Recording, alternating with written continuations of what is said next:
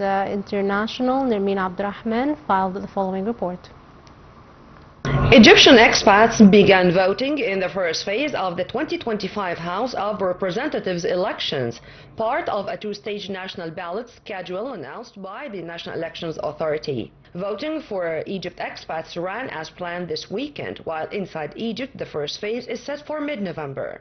Embassies and consulates opened polling rows prepared by the Foreign Ministry, and the NEA authorities say 139 overseas polling stations across 117 countries were activated to receive voters, supported by a 24-hour operations room to monitor the process. Diplomatic teams with judicial and electoral supervisors oversaw the voting operation. Officials at today's press conferences reiterated that the process is under full NEA supervision and stressed logistical readiness and judicial oversight. They confirmed the overall scale of this election. More than 2,800 candidates registered nationally for the House races, contestants on individual seats and party lists across the two phases. The first phase covers 14 governorates and overseas voting. Now, domestic voting for phase 1 is scheduled later this month, and the NEA says the election will determine seats in the House of Representatives and follows the Senate ballot held earlier this year. Turnout figures for overseas voting will be compiled by the NEA and released after counting closest.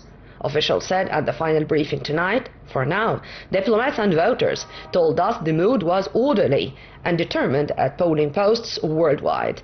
After the end of the first day of the parliamentary elections 2025, it was proved that the ballot is not only a constitutional process practiced by the Egyptian expats.